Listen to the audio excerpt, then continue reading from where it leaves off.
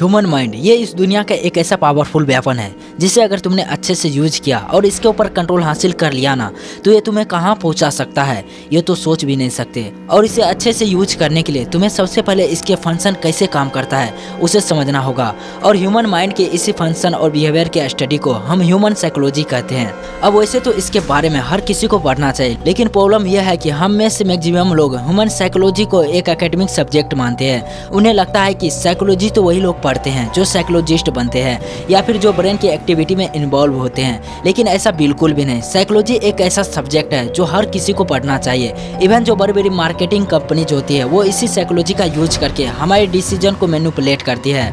और साइकोलॉजी हमारे लाइफ के हर स्टेप्स में काम आती है, चाहे वो बिजनेस हो, चाहे वो रिलेशनशिप हो, चाहे वो डीलिंग विथ पीपल हो। हर जगह तुम्हें ह्यूमन साइकोलॉजी की ही जरूरत पड़ेगी। देखो अल्टीमेटली हम सब ह्यूमंस हैं और हम सब एक सर्टेन वे में बिहेव करते हैं। तो अब जरा तुम खुद ही सोचो कि अगर हम अपने माइंड के पैटर्न को समझते हैं, इसके बिहेवियर को समझते हैं, तो हम हमारे इस पावरफुल वेपन को कंट्रोल करके इसके फुल पोटेंशियल तक पहुंच सकते हैं।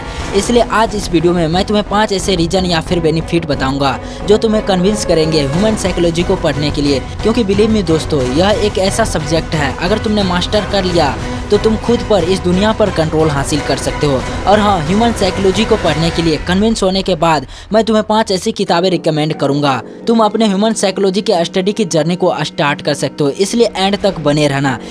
Reason number 1, to understand our self. Human psychology पढ़ने से हम हमारे थॉट्स, इमोशन और बिलीव में मिरर रिफ्लेक्शन को देख पाते हैं। हम ये समझ पाते हैं कि हम जैसा बिहेव करते हैं वो क्यों करते हैं। और ये चीज़ बहुत पावरफुल है, क्योंकि अगर तुम ये समझते हो कि तुम किसी भी सिचुएशन में जो भी एक्शन लेते हो वो क्यों लेते हो, क्यों बिहेव करते हो, तो तुम नेक्स्ट टाइम अपने बिहेवियर को कंट्रोल कर सकते हो, उसे पॉजिटिव डायरेक्शन में भी ले जा सकते हो। नहीं समझ में आया ना, ड्रो मत, चलो एग्जाम्पल से देखो। हम में से मैक्सिमम लोग घर पर तो शेर बनकर कुछ बोल देंगे, लेकिन जब बारी आती है स्टेज पर कई सारे लोगों के सामने बोलने की तो हमारी बोलती बंद हो जाती है। और इसके पीछे कई साइकोलॉजिकल रीजन है। इमेजिन करो कि अगर तुम रीजन को समझते हो, तुम समझते हो कि स्टेज पर जाने से तुम्हारे ब्रेन में क्या बिहेवियर पैदा होता है, तो नेक्स्ट टाइम तुम इस चीज को कंट्रोल भी कर सकते हो। और सिर्फ यही नहीं, अगर तुम अपने दिमाग के पैटर्न को समझते हो, खुद को समझते हो, तुम अपने लाइफ को चेंज भी कर सकते हो। और मैं ये हवा में नहीं कह रहा। Oprah Winfrey famous American host और एक टेलीविजन प्रोड्यूसर है। इनका बचपन काफ़ी चैलेंजिंग रहा था और सालों तक ये डिप्रेशन में भी रही है, लेकिन ह्यूमन साइकोलॉजी के कुछ प्रिंसिपल की मदद से इन्होंने अपने लाइफ को पूरी तरह से चेंज किया है। और इंटरनेट पर तुम्हें कई सारे एग्जाम्पल ऐसे मिल जाएंगे जहां पर ह्यूमन साइकोलॉजी की मदद से लोगों ने अपने लाइफ को चेंज की है। Reason number 2, become emotional intelligent. हम ह्यूमंस इमोशनल एनिमल्स हैं जिसमें कई सारे इमोशन भरे पड़े हैं, और हम अपने लाइफ में क्या और कितना अचीव करेंगे यह इस बात पर डिपेंड करता है कि हम अपने इमोशंस को कैसे यूज करते हैं। क्योंकि हर रोज कई सारी ऐसे सिचुएशन से डील करना पड़ता है जहां पर हमारे इमोशंस हम पर हावी हो जाते हैं और हमसे वो करवाने लगते हैं जो हम लॉजिकली तो नहीं करना चाहते लेकिन इमोशन में कर जाते हैं। फॉर एग्जाम्पल, जब सुबह जल्दी उठना होता है और जब अलार्म बजता है तो लॉजिक तो कहता है कि उठ जा, लेकिन इमोशंस कहते हैं सो जा बाबू, क्या करेगा उठ के, क्या करेगा इतनी मेहनत करके। जब गली के बाहर मोमोस वाले बगल से निकलते हैं तो खुशबू आती है, तो उसे सुनकर लॉजिक तो कहता है कि भाई मत खा यार, हेल्थ पर ध्यान देना है, लेकिन इमोशन कहते हैं खा ले बाबू, एक दिन से कुछ नहीं होने वाला। लॉजिक कहता है कि बेटा काम कर ले, लेकिन इमोशंस कहते हैं कि रील्स देख ले।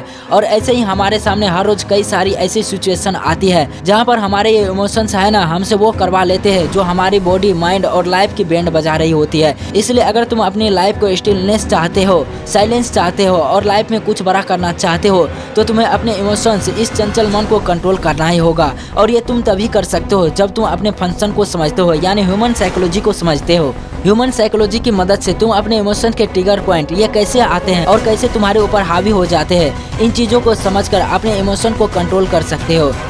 Reason number 3, to understand the dark side of people. तुम्हें ये बात तो माननी होगी कि इस दुनिया में जितने अच्छे लोग हैं ना, उससे कई ज़्यादा बुरे लोग हैं। और हम अपनी लाइफ में आगे जाकर कुछ भी करेंगे, हमें लोगों से डील करना ही होगा। और ज़रूरी नहीं कि तुम्हें लाइफ में अच्छे लोग ही मिलने वाले हैं। तुम अपनी थ्रू लाइफ के कई ऐसे टॉक्सिक लोगों से मिलोगे जो तुम्हारे लिए सरदर्द बनेंगे। क्योंकि देखो, हम इंसान हैं और हर इंसान के अंदर 2 साइड होती है। एक वो साइड होती है जो इस दुनिया को दिखाता है और जिसके बेसिस पर तुम उसे जज करते हो, और एक होती है डार्क साइड जो वो दुनिया के सामने कभी नहीं दिखा है। और प्रॉब्लम यह है कि इसी डार्क साइड में तुम्हारे लिए सारे नेगेटिव इमोशंस, इनसिक्योरिटी छुपाते हैं, जिसे अगर तुमने नहीं समझा तो तुम्हारे लिए बुरा भी हो सकता है, और अगर तुमने उसे समझ लिया तो तुम सामने वाले से अच्छे से डील कर सकते हो, इवन इसे कंट्रोल भी कर सकते हो। और ह्यूमन साइकोलॉजी की मदद से तुम सामने वाले की डार्क साइड को पहचान सकते हो। और सिर्फ इतना ही नहीं, ह्यूमन साइकोलॉजी की मदद से तुम लाइफ की crucial skills, communication skill, leader skill, इन स्किल को मास्टर कर सकते हो। Reason number 4, the understand and take the dark side of the world. अगर मैं तुमसे पूछूं तुम लाइफ में सक्सेसफुल क्यों नहीं हो पा रहे हो, तो तुम इस सवाल पर क्या बोलोगे? ऐसा नहीं है किस्मत खराब है या फिर कंसिस्टेंसी मेंटेन नहीं कर पा रहा हूँ। तुम्हारा आंसर कुछ भी हो, लेकिन सच्चाई यह है कि तुम इस दुनिया की डार्क साइड को समझ नहीं रहे हो। अभी कुछ समय पहले मैंने एक शॉर्ट अपलोड की थी जिसमें मैं तुम्हें बताया था कि इस दुनिया के जो टॉप 1% लोग हैं ना, वो कभी भी नहीं चाहते कि तुम चीफ इंटरटेनमेंट से बाहर निकलो। Chief entertainment like big boss कौन जीता है? एल्विस भाई के आगे कोई बोल सकता है क्या? नागिन कौन है? इस एक्ट्रेस ने क्या पहना, क्या खाया, क्या पिया? विराट कोहली ने कितने रन बनाए? सुमन गिल क्यों नहीं खेल पा रहा है?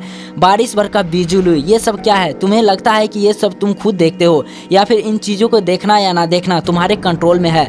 अगर तुम ऐसा सोचते हो तो बिल्कुल गलत है, क्योंकि ऐसा बिल्कुल भी नहीं है मेरे दोस्त। चीफ इंटरटेनमेंट फालतू की रील्स, फालतू की मीम्स से तुम्हें जानबूझकर दिखाया जाता है। विश्वास नहीं हो रहा है तो इंस्टाग्राम खोल के देखो, फेसबुक खोल कर देखो, तुम्हें इसमें क्या दिखता है? तुम जब पहली बार इंस्टाग्राम के सर्च बटन पर जाते हो तो तुम क्या देखते हो? तुम्हें सबसे पहले वो टॉक्सिक चीजें ही दिखाई जाती है। तुम रील्स के ऑप्शन पर जाओ, 1-2 घंटे से पहले वापस नहीं आने वाले। तो ऐसा क्यों हो रहा है? तुम्हें क्या लगता है तुम कंट्रोल कर रहे हो इसे? ऐसा बिल्कुल भी नहीं भाई। ये जितने भी ऐप्स तुम चलाते हो, चाहे वो इंस्टाग्राम हो या फेसबुक, अब तो यूट्यूब भी हो रहा है, इनके एल्गोरिथम को, इनके सेटिंग को कुछ इस तरह से डिजाइन किया गया है जिससे तुम इस चीज में फंसोगे ही फंसोगे। इन्हें बनाने वाली कंपनियां जो है ना, इन्होंने कई सारे अपने पैसे खर्च किए हैं हमारी साइकोलॉजी को समझने में। इनकी कई सारे साइकोलॉजिस्ट टीम ने साइकोलॉजिकल रिसर्च करी है ह्यूमंस के ऊपर कि हम किस चीज से ज्यादा अट्रैक्ट होते हैं, किस चीज से ज्यादा एट्रैक्टिव बनते हैं। तो इसलिए ये जो एप्स है ना, बस तुम्हारी साइकोलॉजी से खेलते हैं और इसलिए तुम इसमें फंस जाते हो। तो इसलिए वो टॉप 1% लोग तो कभी चाहेंगे ही नहीं कि तुम इस चीज से बाहर निकलो, क्योंकि जिस दिन से तुम इनके बारे में पढ़ना शुरू कर दिया,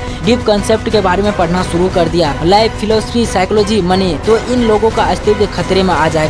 क्योंकि जो इंसान ई डीप कंसेप्ट को समझता है ना, वो सवाल करेगा, और इस दुनिया में वही लोग जीतते हैं जो सवाल करना जानते हैं, जिनकी थिंकिंग रेशनल होती है। और ये रेशनल थिंकिंग तुम तभी डेवलप कर सकते हो जब तुम ह्यूमन साइकोलॉजी और डीप कंसेप्ट को समझते हो।